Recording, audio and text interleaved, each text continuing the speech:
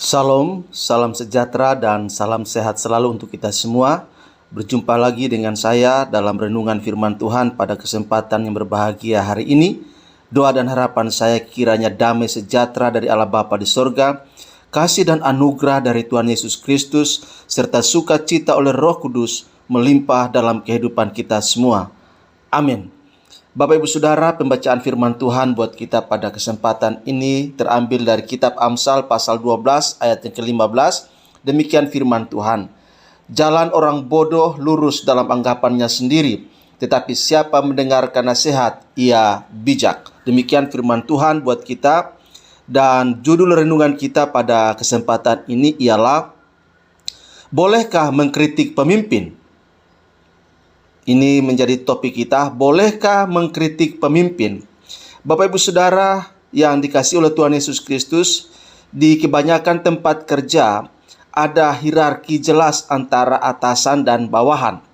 Tapi banyak orang yang mengartikan hierarki itu sebagai bos selalu benar. Jika bos salah, ingat bahwa bos selalu benar. Lebih jauh Bapak Ibu Saudara, kadang ini juga memunculkan karyawan yang berprinsip ABS, asal bos senang. Tapi selain itu budaya kerja yang tidak sehat, hal itu juga bahaya bagi perusahaan, sebab atasan sebagai pemegang otoritas akan tidak mendapat data akurat dan bisa mengambil keputusan yang keliru. Namun tak bisa disangkal bahwa memberi masukan kepada atasan, apalagi jika itu berupa kritikan, adalah hal yang seringkali tidak mudah.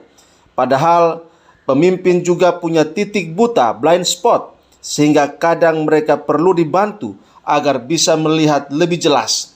Survei juga berkata bahwa kebanyakan atasan mengaku butuh masukan dari bawahannya. Sebaiknya bawahan juga lebih suka bekerja di lingkungan di mana ia bebas memberi pendapat dan masukan. Nah, Bapak Ibu Saudara, jika kedua pihak nyatanya mendukung budaya saling memberi masukan, masalahnya seringkali adalah soal cara.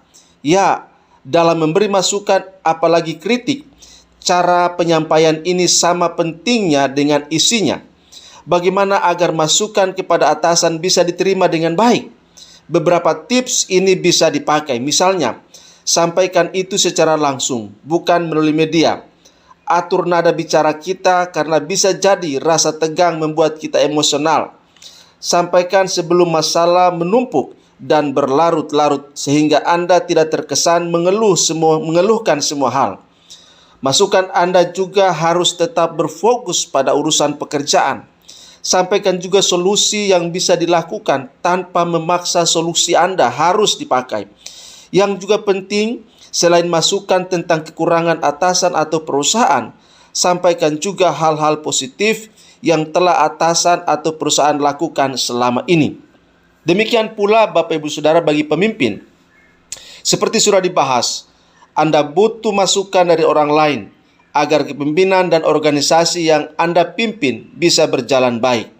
Maka perlu untuk Anda bisa menciptakan budaya keterbukaan dalam memberi pendapat dan masukan. Karena firman Tuhan katakan, siapa mendengarkan nasihat adalah bijak. Demikian firman Tuhan buat kita pada kesempatan ini.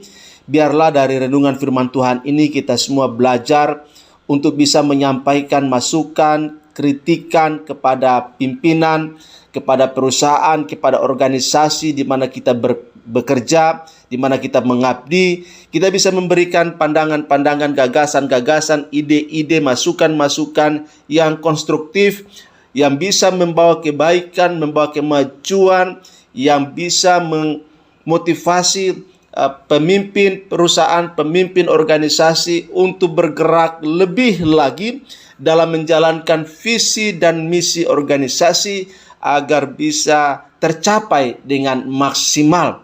Persoalannya yang seringkali terjadi ketika ada kritikan, ketika ada masukan, banyak pemimpin yang tidak siap untuk menerima masukan, untuk menerima kritikan.